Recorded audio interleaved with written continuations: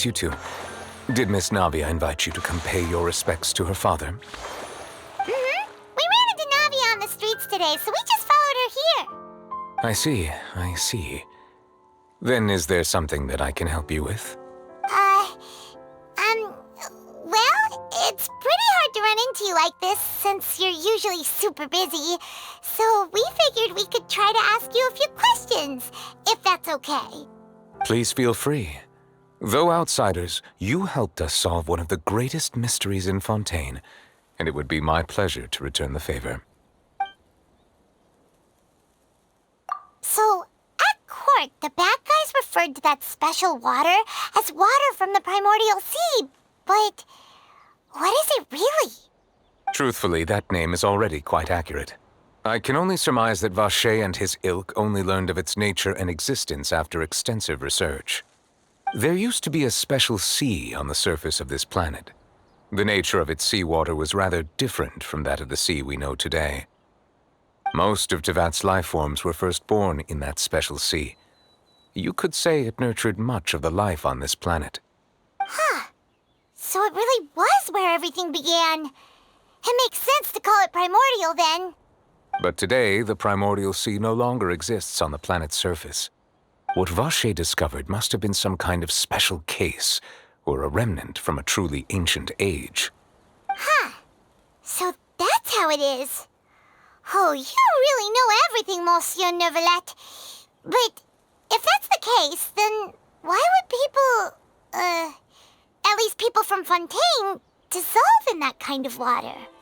Indeed. Why would the primordial sea, which was known to engender and nurture life, suddenly reverse itself and devour life instead? To be frank, that also doesn't match my understanding of this world and its laws. There must still be some unknown secrets around the people of this land. Is there anything else you'd like to ask me about? That the sea levels will rise and everyone will be dissolved in water, leaving Farina crying alone on her throne, but the sins of the people will be finally washed away for good. Does that appropriately summarize the version you've heard? That's right! It was Linny that told us back then. And that about covers all the main points. Yes, up to the present, I think we reached a point where we have no choice but to confront this prophecy directly. Rumors have it that this prophecy is rooted in the last words the former Hydro Archon left to the world before she passed away. A prophecy? Of the former Hydro Archon? Wow. This is the first time that we've ever heard of it. Two parts of the prophecy have already proven correct. The rising sea levels and the ability of the people of Fontaine to be dissolved. We should be more vigilant and stay on the watch for further signs. Speaking of the prophecy, Farina has also always taken it quite seriously. Indeed, she has been collecting information and intelligence from across Teyvat for this purpose. If the rumors were true, then perhaps this prophecy is the conundrum left to Farina by her predecessor. But with Farina being the way she is, can we really trust her to solve it? Is there anything else you'd like to ask me about? My apologies. My investigation has still not reached its conclusion. However, I still believe the judgment of the Oratrice was not rendered arbitrarily. Huh? But you also said you thought he was innocent. For many years, I have been quite aware that the Oratrice does not simply mechanically repeat the verdict that I give on each case. As a divinely created mechanism, the people's unified faith in the concept of justice is integrated into it.